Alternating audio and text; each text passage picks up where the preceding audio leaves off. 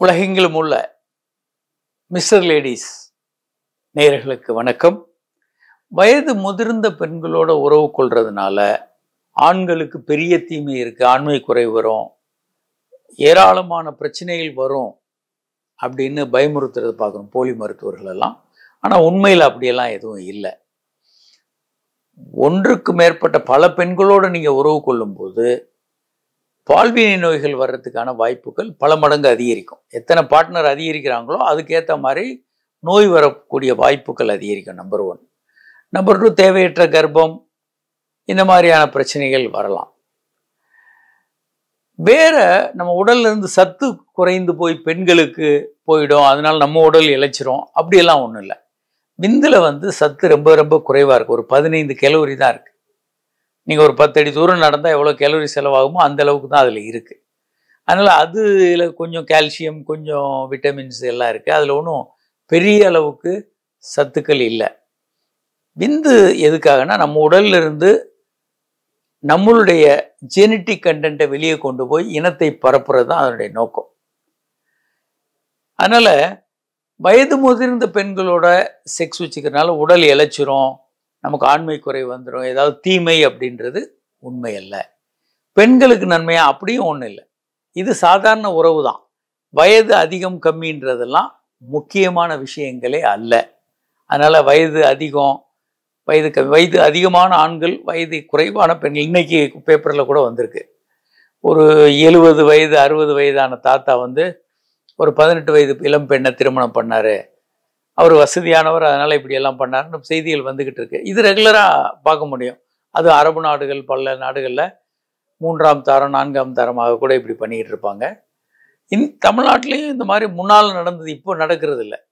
சமீப காலமாக அந்த மாதிரி ரொம்ப வெளியே தெரியறதில்லை. அப்போது இது ஏற்றுக்கொள்ளப்படுது. ஆனால் பெண்ணுக்கு வயது மூப்பும் ஆணுக்கு வயது கம்மியாகவும் இருந்தால் அது எப்போதுமே ஒரு கான்ட்ரோவர்சி வருது. ஆனால் அதில் விஞ்ஞான ரீதியாக தவறேதும் இல்லை. ஆனால் ஒன்றுக்கு மேற்பட்ட பெண்ணோட நீங்கள் உறவு வைத்து கொண்டீங்கன்னா இது ஒரு செயின் மாதிரி. அவங்க வேற ஒருத்தரோட உறவு வச்சுக்கிறாங்க, இப்படி ஒரு லிங்க் மாதிரி போயிட்டு HIV தொற்று அல்லது பால்வினை நோய்கள் பரவலாம். நம்ம ஒரு விஷயத்தை நமக்கெல்லாம் வராதுன்னு நினச்சிக்கிட்டு தான் பெரும்பாலானவங்க உறவுல ஈடுபடுறாங்க. தேவையற்ற உறவுல ஈடுபடுறவங்க பெரும்பாலும் நமக்கு வராது அப்படின்னு நெல்சன் மண்டேலா அந்த நாட்டினுடைய பிரசிடெண்ட்டாக, சவுத் ஆப்பிரிக்காவினுடைய பிரசிடெண்ட்டாக இருந்தப்போ அவருடைய மகன் HIV இறந்து போனார். அப்போது அது ரொம்ப ரொம்ப ஒரு முக்கியமான விஷயம். யாருக்கு வேணாலும் HIV தொற்று வரும், நமக்கு வராதுன்னு நம்ம நம்பிக்கிட்டு இருப்போம். அந்த காலத்தில் ஆரம்ப கட்டத்தில் பிரபலமான நடிகர்கள், பிரபலங்கள் பல பேர் இறந்து போனாங்க HIV. அது மிகப்பெரிய ஒரு தாக்கத்தை ஏற்பட்டுச்சு மீடியாவில். இன்றைக்கு மருந்துகள்லாம் இருக்கிறதுனால வெளியே வர்றதில்லை, அந்த மாதிரி செய்திகள் ரொம்ப வர்றதில்லை. மருந்துகள் இருக்குது, அவங்க சர்க்கரை நோய் மாதிரி நீண்ட நாள் வாழ முடியும். அதனால் வயது முதிர்ந்த பெண்ணோட செக்ஸ் பண்ணுறதுனால ஆண்களுக்கு இழப்போ இல்லை பெண்களுக்கு எதுவும் லாபமோ இல்லை. இது சாதாரண உறவு போல தான். எந்த மாற்றமும் அதில் பெரிய மாற்றங்கள் எதுவும் 2 பேருக்குமே ஏற்படாது. இது ஒரு இயல்பான விஷயம், தவறு இல்லை. வயது வித்தியாசம் நம்ம அதெல்லாம் சோஷியல் நம்ம பார்க்குறது தான். மற்றபடி விஞ்ஞானபூர்வமாக அதில் எந்த மாற்றங்களும் இல்லை. ஆண்கள் அப்போ ஏன் கொஞ்சம் வயது அதிகமானவர்களாகவும் பெண்கள் வயது குறைந்தவர்களாகவும் பார்த்து திருமணம் பண்ணுறாங்க அப்படின்னா அதுக்கு ஒரு முக்கியமான காரணம் இருக்குது. ஒன்று பெண்கள் ஒரு 20 வயதுக்கு கிட்ட வரும்போது மனமுதிர்ச்சியில் ஆண்களை விட ஒரு 5 வயது அதிகமாக இருக்கிறாங்க மனமுதிர்ச்சியில். ஏன்னா அவங்க குழந்தையை சுமந்து பெற தகுதியானவர்களாயிடுறாங்க. ஒன்று, மனமுதிர்ச்சி கொஞ்சம் பெண்களுக்கு 5 வருடங்கள் கொஞ்சம் அதிகமாக இருக்கும். ஒரு 18-20 வயது ஆகும்போதே ஆண்களுக்கு 25 வயது உள்ள ஒரு மனமுதிர்ச்சி வந்துடும். இரண்டாவதாக, பெண்களுக்கு வயதாகிறது ரொம்ப ரொம்ப சிக்கலை உண்டு பண்ணிடும் திருமணத்தில். ஒரு 30 வயதுக்கு பெண் ஆகும்போது கருத்தரிக்கிற வாய்ப்பு வெகுவாக குறைந்து விடும். பெண்ணுக்கு சரியான வயது கருத்தரிக்கிறதுக்கு 20லேருந்து 25 2 குழந்தைகளை பெற்றுக்கிட்டு அதை முடிக்கலாம். அப்படியும் தவறுது அப்படின்னா 25லேருந்து 30க்குள்ளேயாவது அவங்க மனம் முடித்து 2 குழந்தைகளை பெற்றுக்கொள்ளணும். அதையும் தாண்டி அவங்க போகும்போது குழந்தை பிறக்கிறதுல சிரமம், நவீன டெக்னாலஜி எல்லாம் போகிறது. இரண்டாவது, பிறக்கிற குழந்தைகளும் டவுன் சிண்ட்ரோம் சில சிக்கல்களோடு இருக்கிற வாய்ப்பு இருக்குது.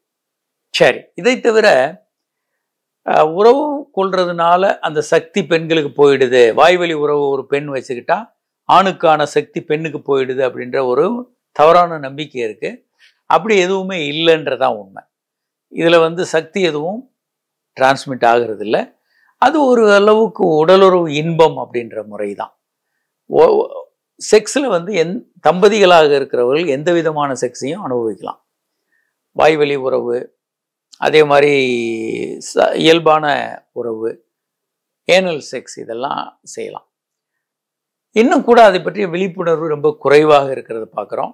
நமக்கு வந்து தமிழில் அல்லது இந்தியாவை பொறுத்த வரைக்கும் வாத்சாயனார் காமசூத்ராலே இதை பற்றியெல்லாம் சொல்லியிருக்காரு. எல்லா விதமான உறவுகளையும் பற்றி அவர் எலாபரேட்டாக சொல்லியிருக்காரு.